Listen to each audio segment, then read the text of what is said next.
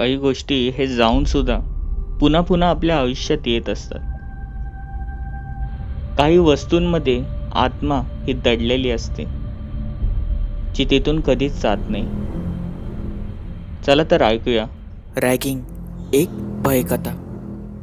पण आपण आपल्या चॅनलला सबस्क्राईब केलं नसेल तर सबस्क्राईब करायला विसरू नका. बेल नोटिफिकेशन नक्की दाबा. इकडे एक भयंकर प्रकार चालू होता. चल खाली वाक आणि कोंबडा बन. आणि सगळे हसू लागले. नको ना कोंबडा, प्लीज, अनुराग बोलला. पण त्यातलाच एक सिनियर मेंबर बोलला, बनतोस ना, नाहीतर बघा आता. अनुराग हा घाबरत कोंबडा बनला. तो उठला. तसंच सुधीर बोलला, ठीक आहे, आता शेवटचं काम, जा. आपल्या हॉस्टेलच्याच मागे तो जो बंगला आहे ना बंद पडलेला, तिकडे स्विमिंग पूल आहे. जा आणि तिकडे काही काळ पळून ये. ते शब्द ऐकले तसंच अभिषेक बोलला, नाही दादा, नको ना, प्लीज प्लीज, तिथे भूत असतात ना. एवढा शब्द ऐकल्याने सगळे जोरजोरात हसू लागले.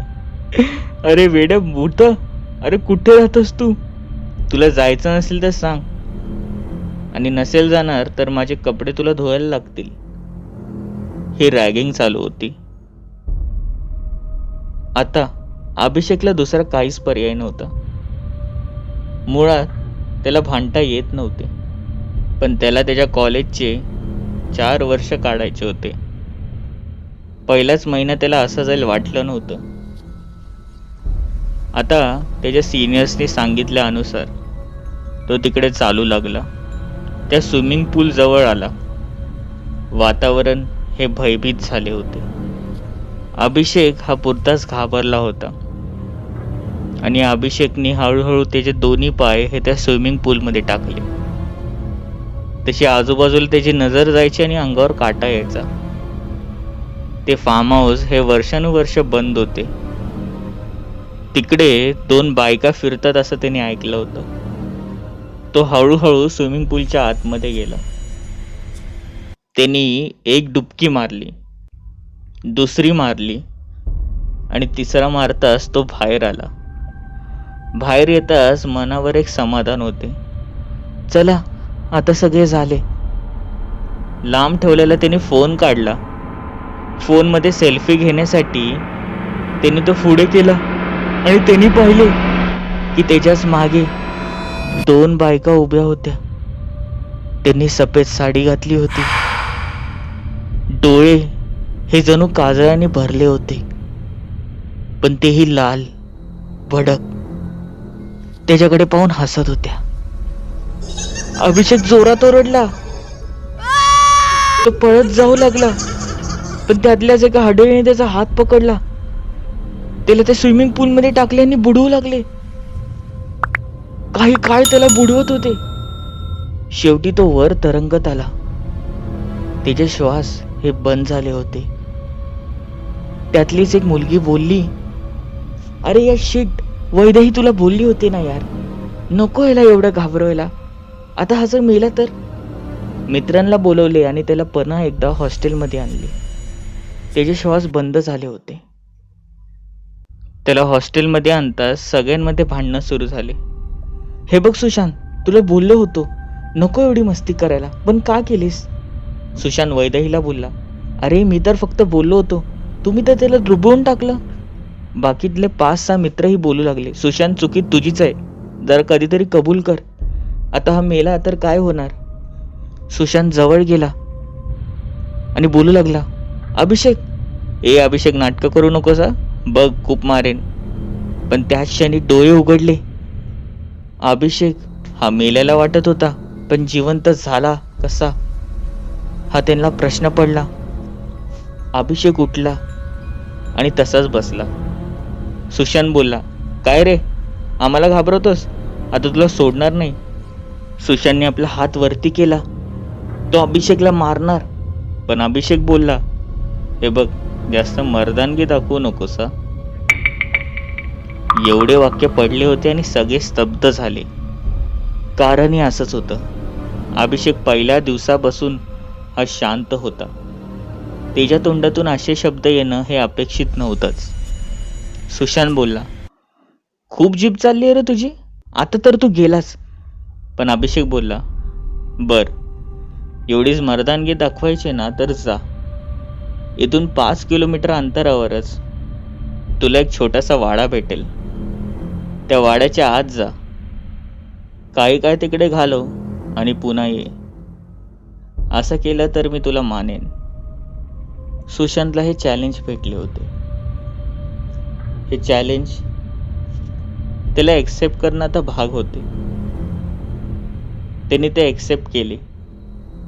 त्याचा मित्र बोलला, ए सुशांत, वेडा आहेस का तू? अरे असं काही चॅलेंज नको एक्सेप्ट करू रे. पण सुशांत बोलला, आता जर मी हे चॅलेंज जिंकणारच आहे तर आता ह्याची हालत बघ काय करतो. पूर्ण 3 वर्ष तर ह्याला लादी पुसायला लावणारच आहे.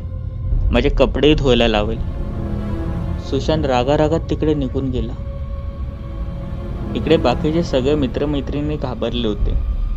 त्यांनी सहभाग घेण्याचा टाळला. सुशांतने आपली गाडी चालू केली, पण रवीने थांबवले. ठीक आहे, जायचंय ना, उद्या सकाळी जा बस. त्याचा ऐकले आणि दुसऱ्या दिवशी सकाळी सुशांत हा निघाला, रवीला न सांगता. हॉस्टेलमध्ये सगळीकडे चर्चा तर होतच होती. इकडे सुशांत हा त्या वाड्याच्या बाहेर पोचला. साधारण सकाळचे 10:30 वाजले असतील. सुशांत बोलला, हाच का तो वाडा? ह्याच्याच दमावर तो एवढा उडत होता ना? त्या वाड्याचा दरवाजा उघडाच होता. सुशांतने सगळी धूळ ही आजूबाजूला काढली. सुशांत आतमध्ये जाणार आणि तेवढ्यातच तिकडे पायरीवर कोणीतरी येऊन बसले आणि त्यांनी पाहिले की तो अभिषेक होता. काय रे, तुला खूप मस्ती आली आहे ना? तुला आता बघतोस. असं बोलताच सुशांत हा आत जाऊ लागला. पण अभिषेक हा आता शांत शांत होता. त्याची नजर ही कोणाला तरी शोधत होती. जणू काही त्याला काहीतरी कोणी सांगितलेलं आहे. सुशांत आत गेला. वाड्यामध्ये तसा अंधारच. आपला मोबाईल काढला, पण इकडे हॉस्टेलच्या मागे ही मोठी गर्दी जमली होती. अर्धा कॅम्पस तिकडे जमला होता. गोष्टच अशी झाली होती. तिकडे एक डेड बॉडी ही मिळाली होती. ती डेड बॉडी होती अभिषेकची.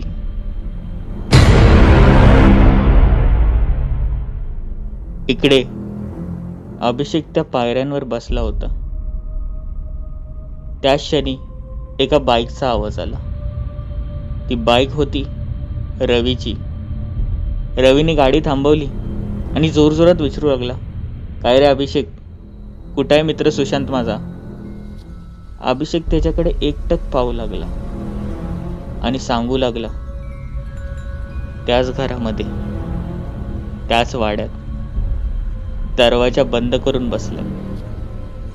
जायचं तर जा आणि वाचव. वाचव म्हणजे? आणि आवाज आला, रवी वाचव मला, रवी, हे लोक मला सोडणार नाहीत. हा आवाज भयंकर होता. रवीला धक्का बसला. रवीने दार थोटवले. सुशांत, सुशांत घाबरू नको, मी आलोय. रवीने कसे बसे ते दार तोडण्याचा प्रयत्न केला आणि दार काही क्षणात उघडला. तिथे हॉस्टेलच्या मागे ते सगळे 10च्या 10 मुलं हे घाबरलेले होते. कारण की त्यांनी पाहिले होते की सकाळी सकाळीच अभिषेक हा त्यांच्या अगोदरच त्या वाड्याजवळ गेला आहे. पण आता त्याचे प्रेत इथे. इकडे रवी आतमध्ये आला होता. सुशांत, सुशांत, मी आलोय रे. आणि कोण त्रास देते तुला? सुशांत, कुठे आहेस तू? रवी त्याला बोलवू लागला. तिची नजर मागे गेली तर बाहेर वाड्यावर अभिषेक त्याला गालातल्या गालात बघून हसत होता. आणि दरवाजा क्षणभरातच स्वतःहून हा बंद झाला. तुला तर मी नंतर बघतो, रवी बोलला. तसंच तो शोधू लागला. अरे सुशांत, कुठे आहेस तू? आहेस की नाही? अंधार फार होता. कळत न कळत त्याच्या हाताला एक बत्ती लागली. जीवात जीव आला. सुशांत, अरे यार, मस्ती खूप झाली रे, आता दिस ना यार. रवीला आता भय वाटू लागले होते, पण त्याच वेळेला तो वाडा पाहू लागला. ऐकलं तर खूप होतं की हा वाडा हा भयंकर आहे, पण खरं तर खूप मस्त आहे. तिकडे फार धूळ होती. तो सहज किचनच्या इकडे गेला आणि पाहू लागला. अरे सुशांत, आहेस का रे? तिथे कोणीच नव्हते. त्यांनी बाहेर येऊन पाहिले तर त्याला आश्चर्याचा धक्का बसला. त्या वाड्यामध्ये आता मशाली लागले होते. ती धूळ पूर्णपणे आता नाहीशी झाली होती. असे वाटत होते की कोणीतरी अगदी महिनाभर मेहनत घेऊन तो वाडा साफ केलेला आहे. त्याच्या अंगावर शहारे आले, मनात भीती पसरली, पण बोलला, असेल काहीतरी, मला काय माहित. तो इकडे तिकडे शोधू लागला, पण वरतून आवाज येऊ लागला. कोण कोण असेल तिकडे? दीदी, जाऊ नको प्लीज. हे सगळं रवी ऐकत होता. रवीला वाटलं की कोणीतरी आहे. कदाचित ते सुशांतचे मारकरी तर नसतील. रवी एका ठिकाणी लपून बसला आणि तिकडे हळूहळू अंधार होऊ लागला. रवी आता लपून सगळं पाहत होता. रवीच्या मनात एक वेगळाच राग होता. आणि एक दार उघडला आणि आवाज येऊ लागला, तू इकडेच थांब, मी येते. आणि शिड्यांचा आणि पावलांचा आवाज येऊ लागला. रवी पाहत होता आणि रवीला दिसू लागले की फक्त आणि फक्त एक मेणबत्तीच ही तिकडे हवेत तरंगत येत आहे. तिने दार उघडला. ती मेणबत्ती ही आकाशात उडली गेली आणि जणू काही कोणी एका मुलीचा गळा चिरलेला आहे असा आवाज आला. हे दृश्य पाहताच रवी ह्याला भोळ येऊ लागली. कसा बसा तो तिथून पळण्याचा प्रयत्न करू लागला. कळत न कळत त्याचे पावलं हे वरती शिड्यांजवळ आले. तो शिड्यांजवळ बसला आणि त्यांनी पाहिले की आवाज येत होता, तू साक्षी, तू वरतीच थांब, येऊ नकोस. तो इकडे तिकडे पाहत होता, पण तिकडे कोणीच नव्हते. पण आता त्याच वेळेला हाताचे ठसे दिसू लागले होते त्या भिंतींवर, त्या पायऱ्यांच्या भिंतींवर. ते रक्तानी भरले होते. पण वरतून आवाज आला, ताई. आणि तिथेही गळा चिरण्याचा आवाज आला. हे सगळे दृश्य पाहताच रवी हा खाली वाकला होता. वरती उठून पाहिले तर सगळं काही आधीसारखेच होते. अरे यार, असं कसं आहे स्वप्न? बर जाऊ दे. रवीला घाम फुटला होता. पण तिथूनच आवाज आला, रवी, अरे मी इकडे आहे, ये. तो आवाज सुशांतचा होता. अरे सुशांत, थांब, रवी बोलला आणि त्याच्या मागे मागे तो चालू लागला. सुशांत पुढे आणि रवी मागे. आता हळूहळू सुशांतने वेग घेतली होती. पण इकडे रवी हा पळत जरी असला तरी तो सुशांतला जवळ पोचूच शकत नव्हता. एका ठिकाणी येऊन सुशांत हा बसला आणि रडू लागला, रवी, मला पण मारलं रे त्यांनी, मला पण मारलं. इकडे पोलिसांना संशय आलाच होता. त्याच्या त्या 2 मैत्रिणींना पोलिसांनी आता चांगलाच प्रसाद द्यायला चालू केला होता. बांबूच्या फटक्यांनी पूर्ण कॅम्पस समोर मार मार मारला. आणि त्या मुलींनी सांगायला चालू केले, हो, आम्ही सगळे मिळून त्याची रॅगिंग करत होतो. आणि हो, तो काल रात्री बोलला की त्या जुन्या वाड्याजवळ जावा.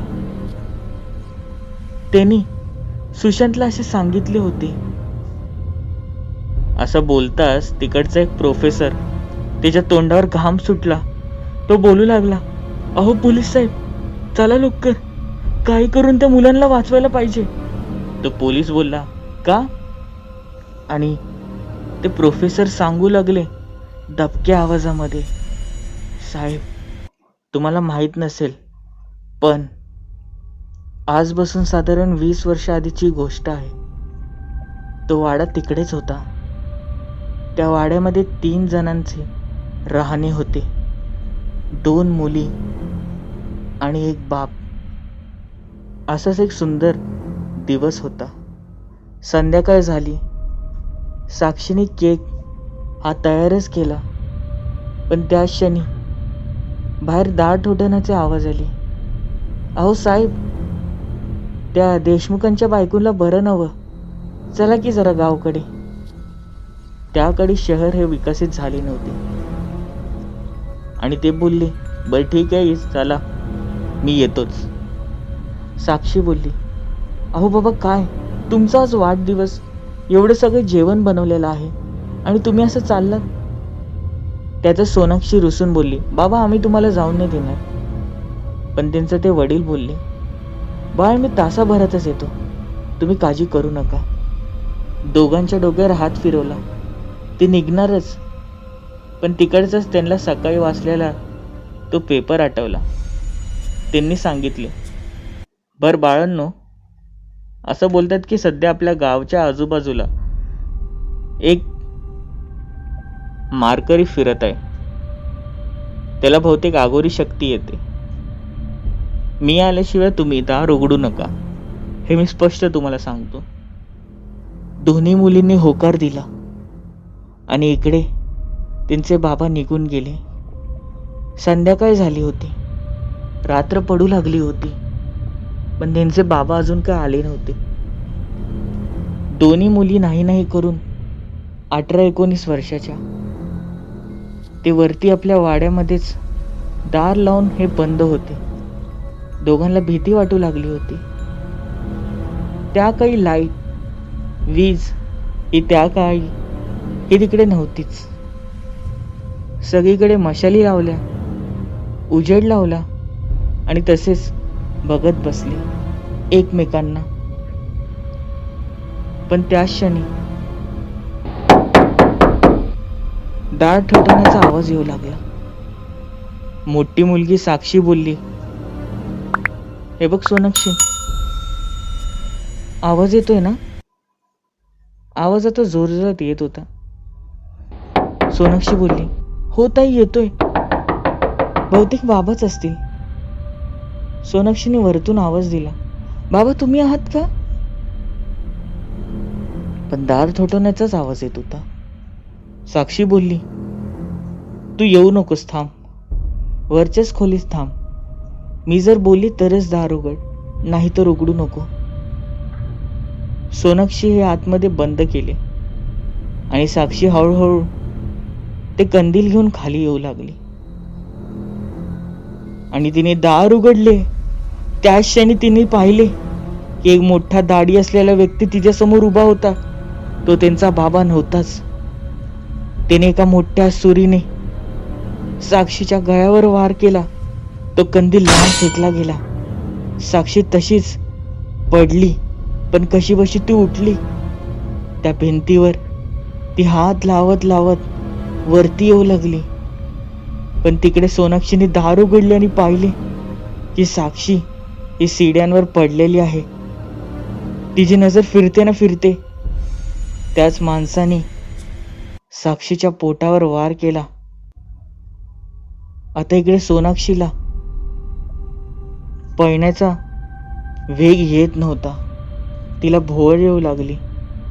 ती तिथेच पडणार. पण त्याच क्षणी त्या माणसाने पुन्हा एकदा सोनाक्षीच्या पोटावर वार केला सुराने. त्याने दोघांचा जीव घेतला. त्यांनी त्यांच्यावर विधी केले आणि त्यांना त्यांच्या वशमध्ये केले. त्यांच्याकडनं वाटेल तेवढा पैसा मागून घेतला. पण शेवटी काळे कृत्य ते काळेच. सोनाक्षी आणि साक्षीने त्याला तिथेच मारून टाकले आणि तेव्हापासूनच ते तिथेच फिरतात. हा फार्म हाऊस देखील त्यांचंच आहे असे बोलले जाते. मुळात हा फार्म हाऊस नव्हताच, पण ह्याला विकसित केले. जे कोणी इथे राहायला आले त्यांना त्यांनी पळवले असे बोलतात. ते इथे जास्त खतरनाक नव्हते, पण त्यांच्या वाड्यात जाऊन तुम्ही त्यांना आव्हान दिले. त्या प्रोफेसरने असे सांगितले. पोलिसांनाही विश्वास नव्हताच, पण मुलांच्या जीवापायी त्यांना तिथे जावं लागणार होते. इकडे रवी जोरजोरात रडत होता. बघ ना रे सुशांत, सुशांत काय झालंय? आणि सुशांत हा हसू लागला. सुशांत हा उठला, पण उठताच त्याची मुंडी ही बाजूला पडली गेली आणि शरीर दुसरीकडे फेकले गेले. पण सुशांतच्या मुंडीतून सुशांत बोलू लागला, तुला वाचायचं ना तर फक्त एकच मार्ग, तू मर आणि इथून निघून जा.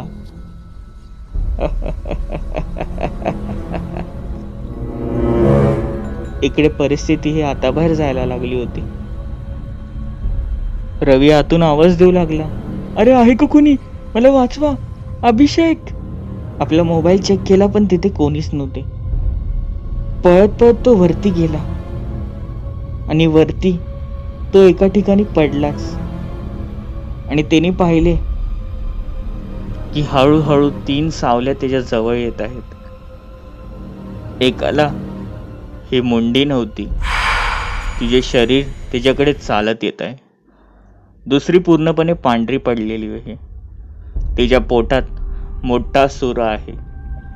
आणि तिसरा त्याचाच मित्र सुशांत. तो समजवत होता, तुला इथून बाहेर जायचंय ना, कायमचं जाऊ, पण आता मर, आता मर. हसण्याचा आवाज येऊ लागला. इकडे सुशांत हा बोलतच होता, आता मर, पण त्या क्षणी ते दोन्ही हे रागात होते. ते रागात असलेल्या बहिणींनी सपासप रवीवर वार केला. रवीला चाकूची धार लागली आणि रक्त हे पडू लागले. रवी हा आता मरण्याच्याच अवस्थेत आला होता. तो पळत पळत खाली आला आणि त्यांनी पाहिले की दार हे उघडलेले होते. तो पळत पळत बाहेर आला. मनात एक समाधान होते, कुठेतरी आपला जीव वाचेल याचा. तिकडे अभिषेक बसलेला होता. अभिषेकच्या खांद्यावर रागात हात ठेवला. काय रे, तुझ्यामुळेच मी अडकलो, माझा मित्र तुझ्यामुळेच गेला, तुला मी सोडणार नाही. एवढे वाक्य पूर्ण झालेच होते. अभिषेकने मागे पाहिले आणि हसू लागला.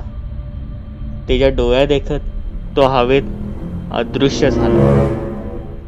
रवी हा तिकडेच पडला गेला आणि अगदी काही क्षणात पोलिसांची गाडी तिकडे आली. रवीला त्यांनी तपासले, पण रवीने जीव कधीच सोडला होता. सुशांतचेही शरीर त्यांना भेटले. या कथांमधून नेमकी चांगलं कोण आहे हे आपल्याला समजलं नाही. या 2 बहिणींनी खऱ्या अर्थाने रवी आणि सुशांत आणि त्याच्या बाकी मित्रमैत्रिणींना चांगलाच धडा शिकवला. त्याची ते 2 मैत्रीण आज देखील जेलमध्येच आहेत. प्रश्न एवढाच पडतो की सुशांत आणि रवीच्या जागी जर आपल्यासारखे साधे व्यक्ती गेले असते तर त्यांचं देखील असंच झालं असतं. मग हे 2 बहिणी हे खरंच चांगले ठरले का? पण यामध्ये अभिषेकचा हा बिनाकारणे जीव गेला. रॅगिंग ही कधी कोणावर करू नका, आणि जर कधी करताना बघत असाल तर त्याला वेळेस थांबवा. कदाचित तो कोणाचा जीव जाण्यापासून देखील थांबवेल. कथा कशी वाटली? आवडली असेल लाईक, नसेल आवडली डिसलाईक. तुमचेही काही कथा अनुभव असतील तर डिस्क्रिप्शनमध्ये दिलेल्या मेल आय डीवर, फेसबुक आय डीवर आणि इंस्टाग्रामवर मला नक्की सेंड करा. चॅनलला सबस्क्राईब करायला विसरू नका. बेल नोटिफिकेशन नक्की दाबा. भेटूया पुढील भागांमध्ये.